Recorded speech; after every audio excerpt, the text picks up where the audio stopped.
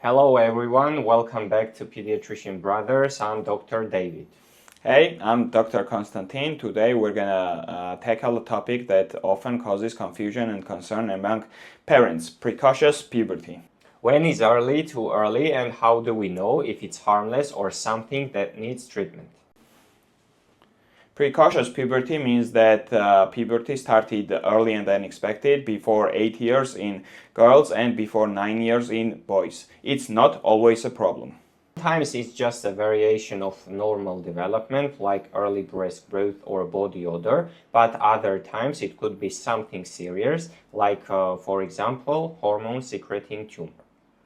There are two main types: central precocious puberty, which is hormone-driven from the brain, and peripheral, which comes from outside sources like adrenal or ovarian hormone overproduction.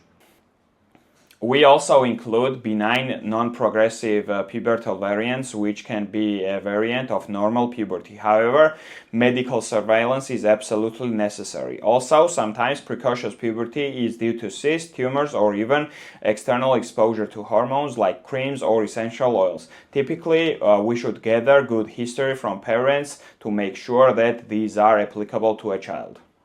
When we see early puberty signs, we don't jump to conclusions. We look at growth rate, bone age, and sex hormone levels. Sometimes we need imaging like brain MRI.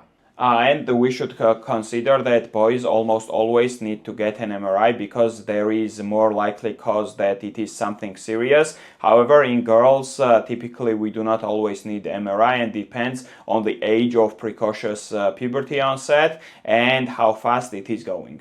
First, let's talk about how to assess whether puberty has begun or not.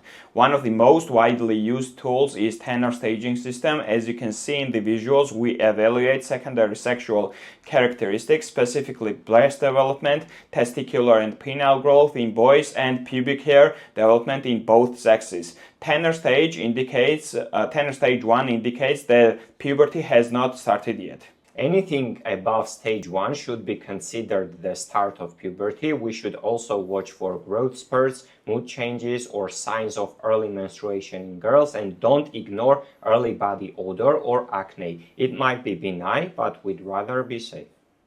The baseline assessment should consist of measurement of basal levels of luteinizing hormone, follicle-stimulating hormone, and estrogen or testosterone, depending on the biologic sex.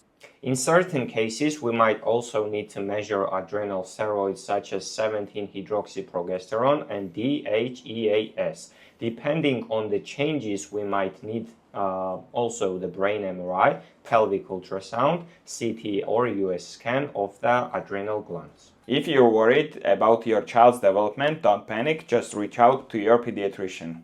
Yes, indeed, and do not forget to subscribe, like, and comment with any questions. We're here to keep parents informed and kids healthy. See you next time.